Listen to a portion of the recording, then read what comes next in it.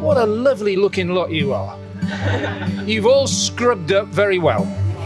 The gentlemen look smart and the ladies look glamorous, adding a note of distinction to the assembly. So thank you very much for being here.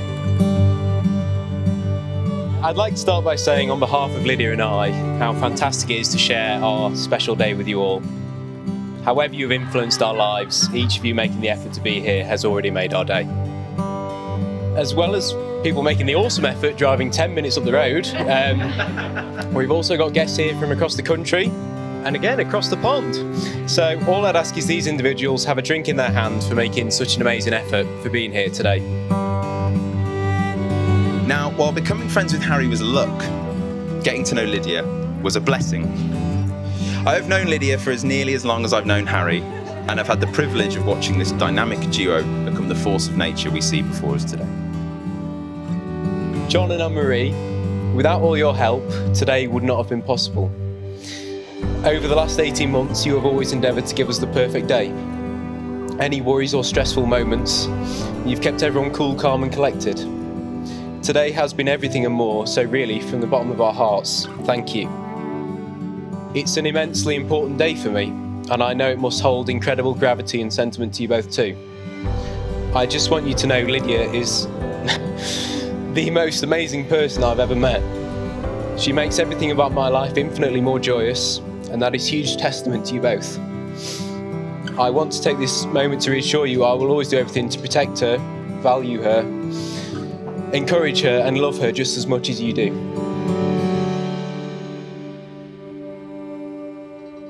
Well, welcome everyone to Eam Church on this very special occasion. We've come together in the presence of God to witness the marriage of Lydia and Harry, to ask his blessing on them and to share in their joy. Lydia and I met in the early years of secondary school, and I remember there were two things that stood out in our first interactions. I always heard her before seeing her. That larger-than-life voice booming through the corridors always filled me with happiness. But when I did see her, I always remember her eyes, the most striking, big blue, mischievous eyes you'd ever seen.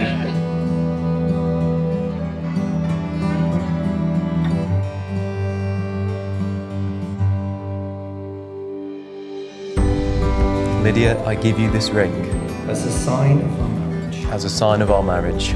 With my body, I honor With my body, I honour you. you. All that I am, I give to you. All that I am, I give to you. And all that I have, I share with you. And all that I have, I share with you. Within the love of God, Within the love of God, Father, Son, and Holy Spirit. Father, Son, and Holy Spirit. Harry, I give you this ring As a sign of our marriage. as a sign of our marriage. With my body, I honor you. With my body, I honour you. All that I am, I give to you. All that I am, I give to you. And all that I have, I share with you. And all that I have, I share with you. Within the love of God, Within the love of God, Father, Son, and Holy Spirit. Father, Son, and Holy Spirit.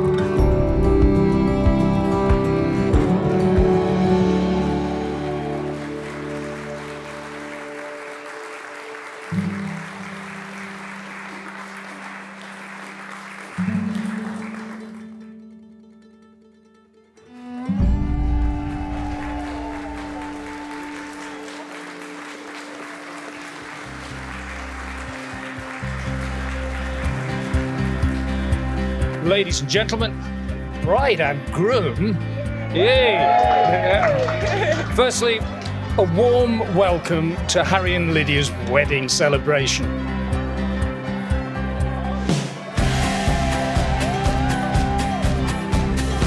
my wife. First and foremost, I have never seen a more beautiful bride in my life. Lydia, you look breathtaking. As the proud father, and I am, it's my duty and pleasure to say some nice things about Lydia. In my opinion, she is principled and conscientious, industrious and hardworking, kind and caring, lots of fun.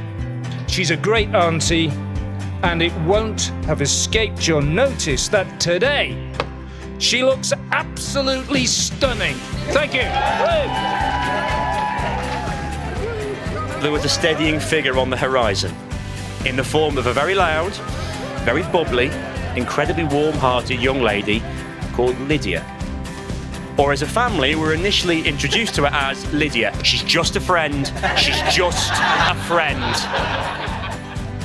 She had the most infectious positivity, the kindest warmth to a conversation, and the most fantastic laugh you'll ever hear.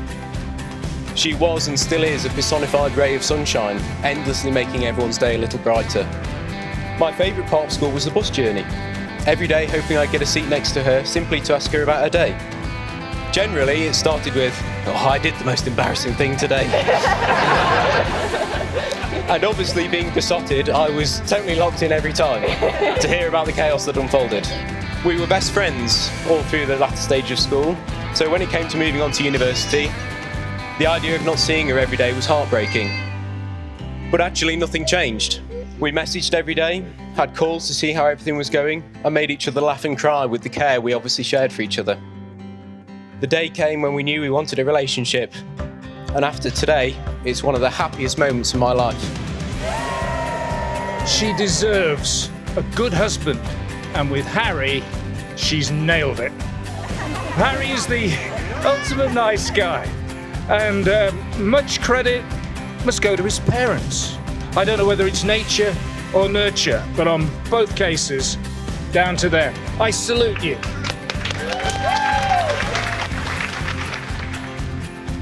As Harry fell in love with Lydia, I was gifted a new friend. And our best memories usually began in a field, swaddling a lukewarm beer, listening to a band. And if Lydia can see Harry crawl out of his tent, pale as a sheet, after a night snoring in a sleeping bag next to her, then the rest of their lives together would be a breeze.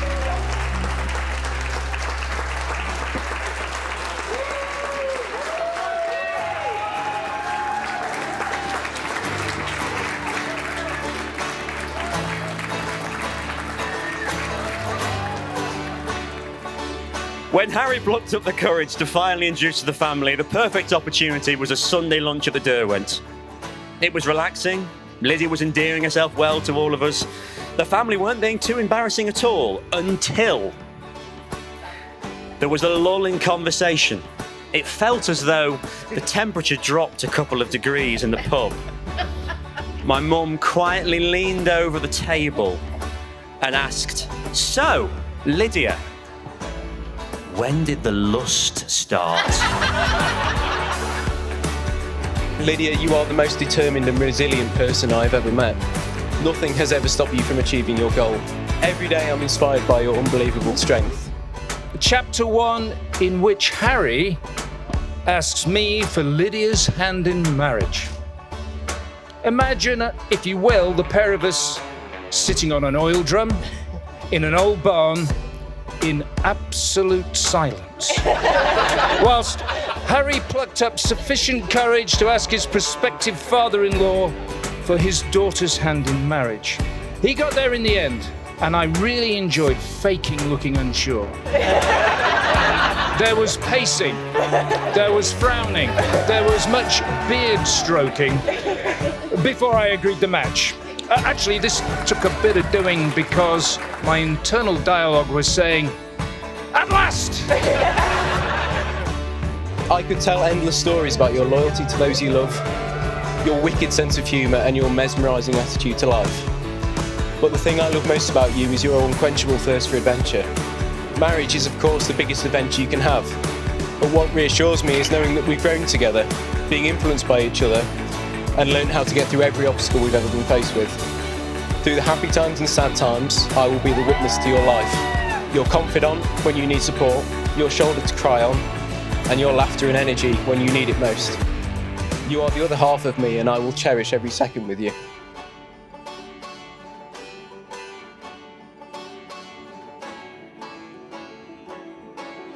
I think the main thing that jumps out for me when I look at Harry and Lydia and what makes them such a good couple is the fact that for both of them, family is such an important thing. Lydia, you have integrated yourself so well into our family. We can't remember a time without you. And the glowing terms in which the Skeltons talk about Harry is just brilliant. To see you both go from giggly teenagers sneaking out together in the middle of the night, leaving a trail of mess behind them, to the people you are now, I know everyone here and those who couldn't be here today and are no longer with us are exceptionally proud of you. Harry and Lydia have a wonderful, true sense of adventure and a clear, deep bond. Whether it's camping in Peru, diving in Southeast Asia, or getting a kebab and cheesy chips at 3 a.m. from Trankebabs, to put it plainly, they are fun. And watching them explore the world together is something I never tire of seeing.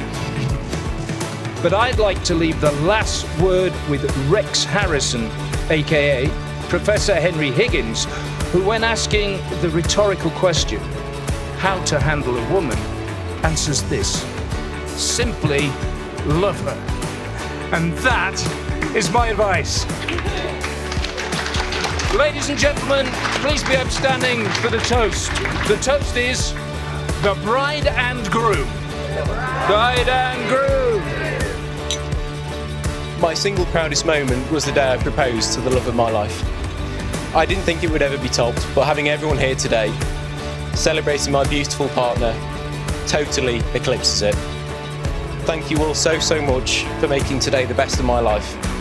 The only thing left to say is please be upstanding and raise a glass as I introduce my perfect wife, the love of my life, the new Mrs. Boys. New